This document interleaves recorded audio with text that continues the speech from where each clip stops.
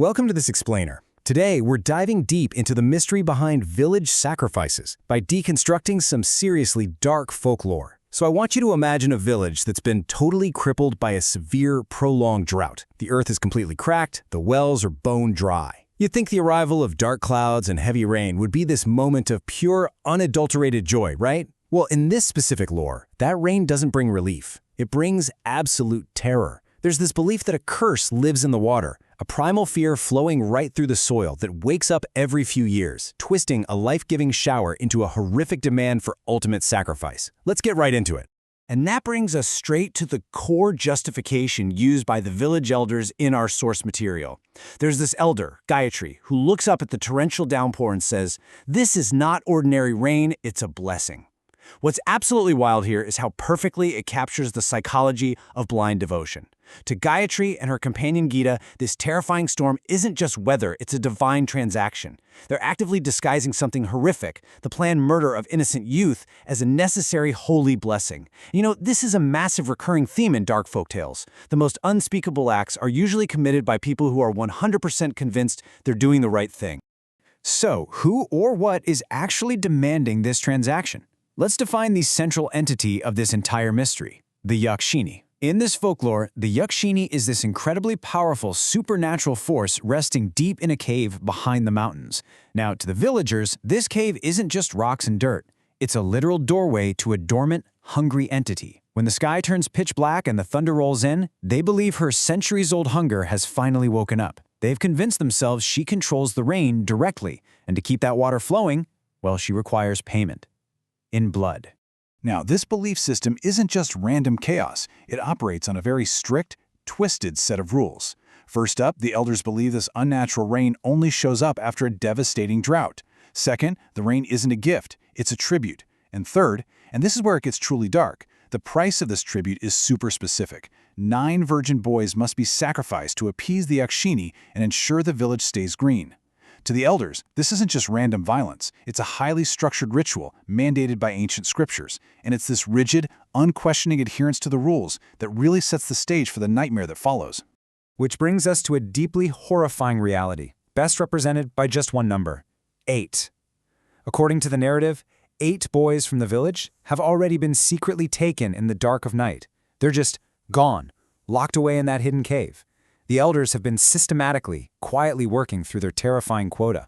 And what that means is, out of the 9 required sacrifices, only one final target is left, a young man named Arjun.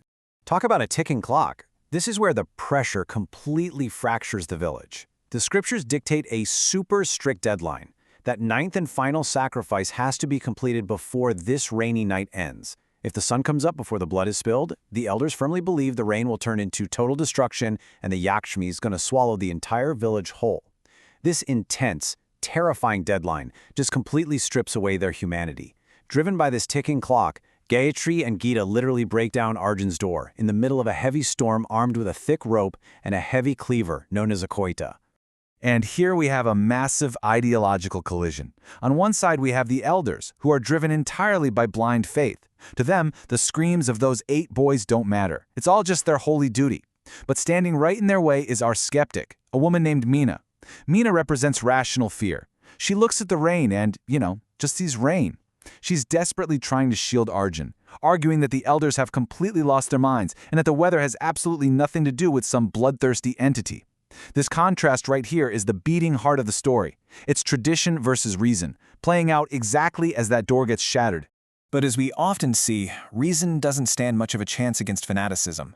When Meena begs them to stop, pleading that this is a sin God will never forgive, Gita coldly shoves her out of the way and delivers this incredibly chilling line: "This is not a sin, it's duty, the only way to save the village." And honestly, this hits the nail on the head when it comes to the psychological horror of this explainer. You don't need literal monsters with fangs to create a nightmare.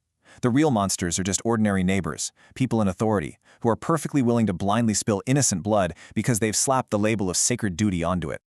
Let's track this frantic, violent journey minute by minute. Just moments ago, Arjun was hiding in his room. Now, he's trapped, bound by Gita in this thick rope noose. Meena is desperately, physically trying to pull them off, but she just gets thrown onto the wet grass. The elders show absolutely zero hesitation or maternal instinct. They drag this helpless, crying young man right out into the torrential downpour. And their final destination? The ominous mouth of that ancient cave, completely covered in wild vines. It literally looks like a dark tunnel straight into the underworld. Okay, let's step inside this cursed cave with them. The source material paints a sensory nightmare. First off, there is this overwhelming, distinct smell of rotting flesh. And the elders? They just calmly brush it off as the Yakshini's breath. The temperature immediately drops to this freezing, unnatural cold. As Gayatri leads them in with a flickering torch, you can see ancient wall carvings depicting the entity and generations of her victims. And then they reach the center, a stone altar, horrifyingly encircled by the skeletal remains of the 8 previous boys, who are now, as the elders chillingly put it, resting at the entity's feet. This brings us to the absolute breaking point. An exhausted, terrified Arjun is forced down onto the stone slab, while Gayatri starts chanting ancient mantras. She raises the heavy cleaver high into the air. And right at that exact moment, Meena, bleeding from the nose, rushes in with a heavy stone, desperately trying to strike the elders. But it's too late.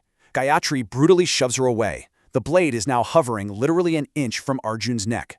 But in that violent scuffle, something absolutely crucial happens. A real game changer. A bundle of ancient texts, the very same scriptures Gayatri has been quoting all night, falls out of her pouch and hits the ground.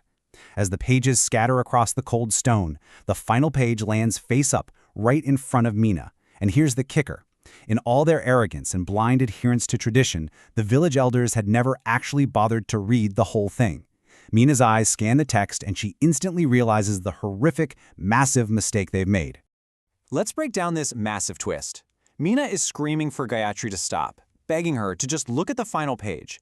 The villagers had lived their whole lives under this totally flawed belief that the Yakshini was some beast that caused droughts and demanded innocent boys. But the actual truth on that page? The Yakshini isn't a separate monster hiding from the rain. She is the water itself. And she absolutely does not want the sacrifice of innocent men. No, she demands the blood of murderers, those who unjustly spilled the blood of others. The entire ritual wasn't an appeasement at all. The whole shebang was an ancient trap set specifically to lure out and punish the wicked. And the very second this truth is spoken out loud, supernatural justice is dealt, instantly. The rainwater dripping into the cave suddenly turns into blood. The ground starts shaking violently. Gayatri, the one who raised the blade, watches in absolute horror as her own hands rot away, her body drying up and turning completely to ash. Gita, who aided the ritual, screams as the stone slab cracks open and this terrifying entity with glowing red eyes emerges, dragging her down into a deep fissure in the earth. Meanwhile, Meena and Arjun, the two who fought against this bloodshed, manage to untie the ropes and sprint toward the exit, barely escaping as the entire cave completely collapses in on itself. Right before Gayatri is completely reduced to ash, she utters this deeply chilling final realization. We misunderstood. She chose us, not the boys. It is this profound, heavy moment of hubris just crashing down. For generations, these elders genuinely thought they were the holy instruments of a divine will. But in reality, their own violent interpretation of the texts made them the ultimate targets. Their blind faith didn't save them at all. It literally condemned them. So what happens when the dust settles? Well, as Meena and Arjun emerge, the cave behind them is just completely swallowed by the earth, burying all the sins of the elders. And instantly, the torrential rain abruptly stops. But, wait a minute. Meena and Arjun look at each other and you can feel the fear. According to the scriptures, a successful sacrifice was supposed to bring endless rain to cure the drought. The fact that the rain stopped right away, that proves the promise of an endless green was a lie. The drought isn't cured at all. The air is still tense, leaving them with this really lingering, dreadful feeling that the true danger is actually far from resolved. And that unresolved dread leads us directly to this final, super ominous number, 30. The source material jumps forward in time, exactly 30 years later. The heavy, unnatural rain returns to this exact same village. The dark clouds start gathering once more. It turns out the cycle of the curse wasn't broken, it was just paused.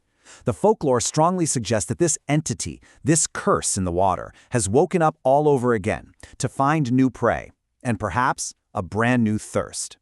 Which leaves us with a final, really provocative question to think about.